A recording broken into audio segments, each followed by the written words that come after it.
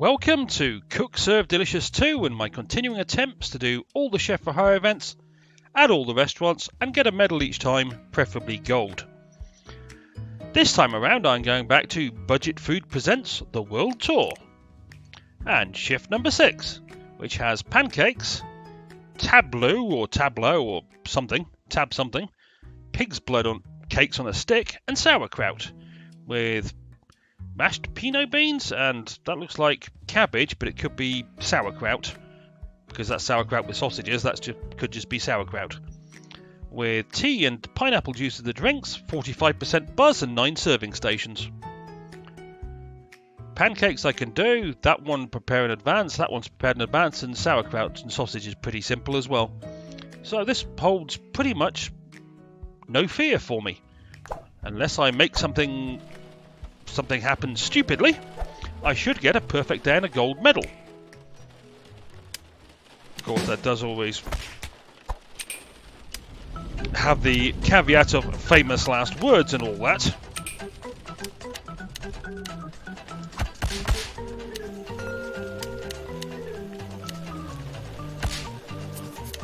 Yep, it was sauerkraut. Alright, we'll do 2 sauerkrauts.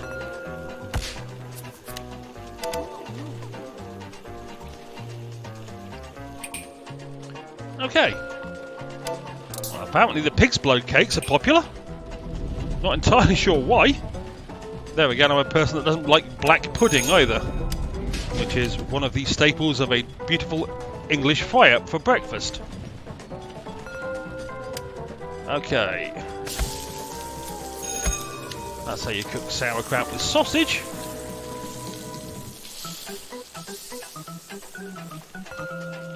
Oh. Finally, somebody wants some pancakes. It's breakfast time. More people should want pancakes.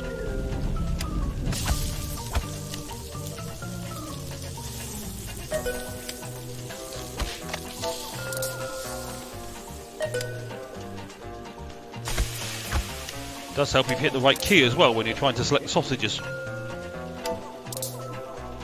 Oh, I'm almost out of pig's blood cakes. Oh, what the heck. Rather than wait until the rush hour actually starts, I'll start some now.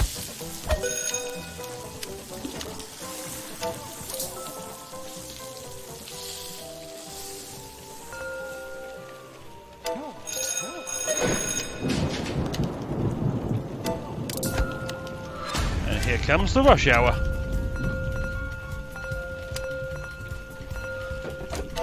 And my brain froze. The rush hour started, my brain froze. Yeah, not a good combination.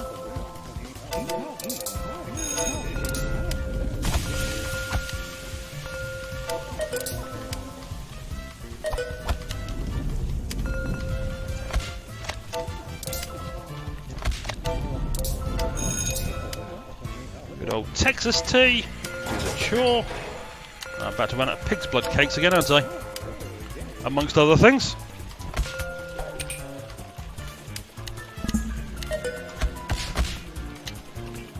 Number 8 is cooked. Just do number 4. I've run out of the whatever that was. Tableau. Onions. Onions, cauliflower, and cut parsley. Alright. Let's do 5, 6, 7. Start the pancakes at number 9.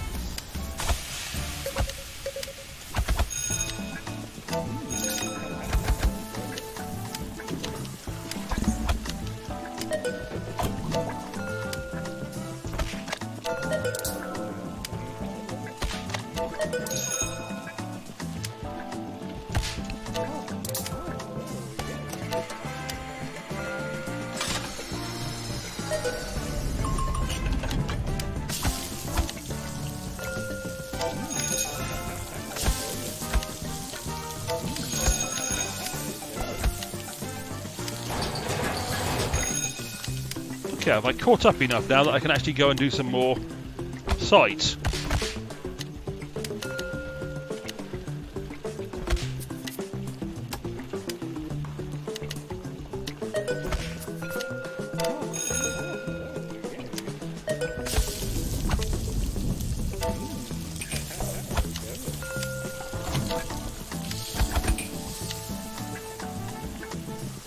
Okay.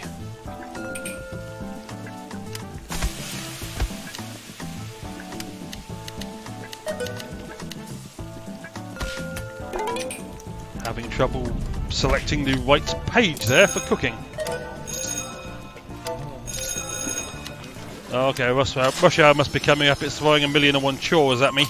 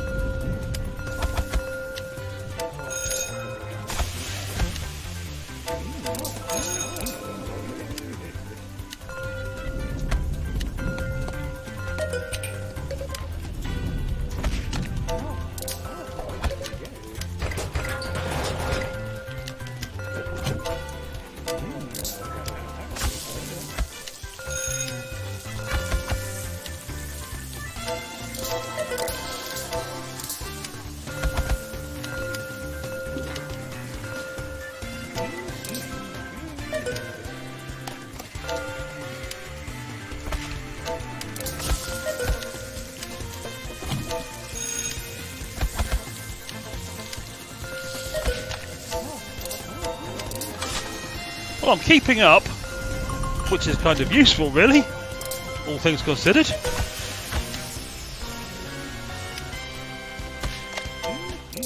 I don't think I've made any mistakes so far. I could be wrong on that point, but I don't think I have. Oh. And that lovely loud sound in my ears means I've just gone up a level.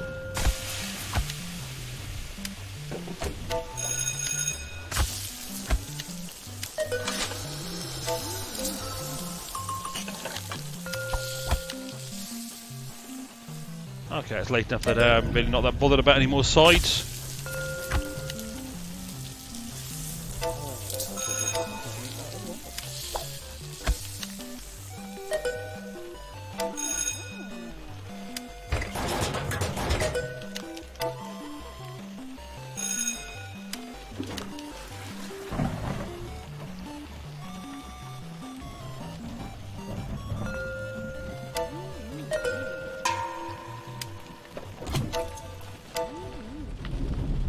Yeehaw!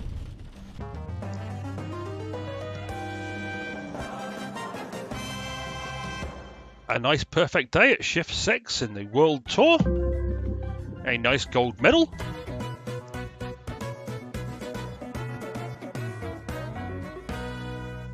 Level 55 achieved. Restaurant upgraded. Talk of your skills as a chef have spread through Terragon Tower, and your restaurant has gained more notoriety. Amazing work. Enjoy these rewards. You've earned them. Yes, I have.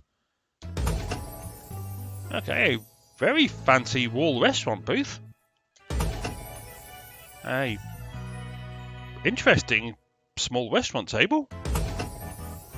Shallow Waters 1939 Art People. Okay, looks like a black and white picture of someone who's diving into water. Or jumping into water. A restaurant table with a red tablecloth.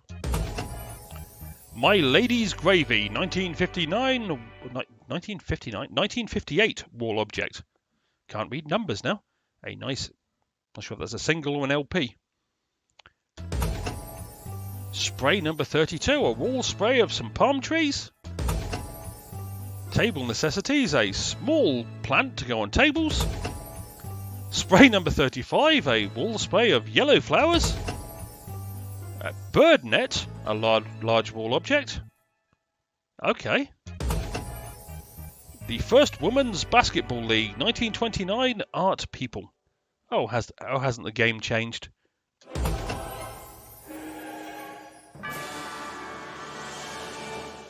And biscuits and gravy have been added to my pantry. Yum level 55 achieved. New chef for higher levels unlocked. That's rather a lot of things to unlock. And that was, I think, that was the 6th shift at the World Tour. The 7th shift has samosas, and I can't remember what these two things are called, but I've done them both before, and some of the same food I've just done, so that should be a reasonable one to do. However, let's go read the email. Luxury Corner. You should install some sort of members-only luxury seating corner in your restaurant. I, for one, would pay for such a privilege to not have to mingle with the less fortunate guests. If this seems too drastic for you, I would be willing to sit down and discuss some other options for how you can keep me happy. Harmond, extension 8585. Ooh, another one of those people that doesn't want to have to mingle with the riffraff because the riffraff have cooties. Yes, I still remember, and this is not political in any way, shape or form, I was just winding up Americans because I can.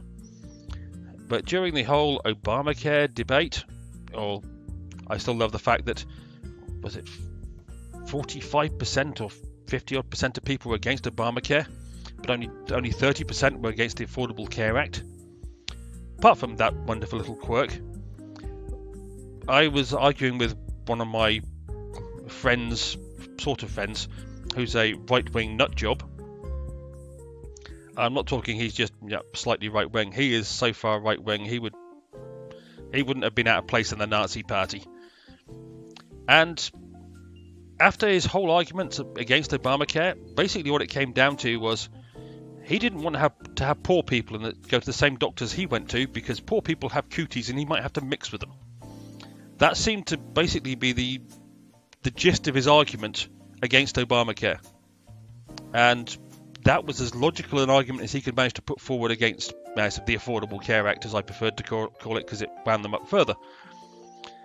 So, having just had an email from someone saying you should have a members-only corner for your privileged customers so I don't have to mix with a riffraff, and that's immediately reminded me of that argument, where basically that was most of the right-wing media out in America, actually. When you boiled down their argument, that's what it came down to, was they didn't want to have to share their doctors with poor people because they might catch something from poor people because poor people have cooties and smell. That was pretty much the only argument that they seemed to be able to come up with. They couldn't come up with a logical argument against it. That whole argument of you shouldn't force people to buy insurance when they don't want to. Okay, well you just completely and utterly argued against car insurance in that case. So there was no logical argument that they seemed to have. I just thought I'd reminisce about that wonderful argument because I won it and he went away mad. And we haven't brought up the subject since, and that was 2 or 3 years ago. It was a fun thing to do. I like winding up people, period, but I really love winding up Americans because they're so insular. They have no concept of history or an outside point of view, and if you disagree with the right-wing ones, you get labelled a communist. If you disagree with the left-wing ones, you get labelled a Nazi. And that's their whole pretty much total argument. If you disagree with whatever their point of view is, they label you as an extremist of one type or another. So I enjoy winding them up further.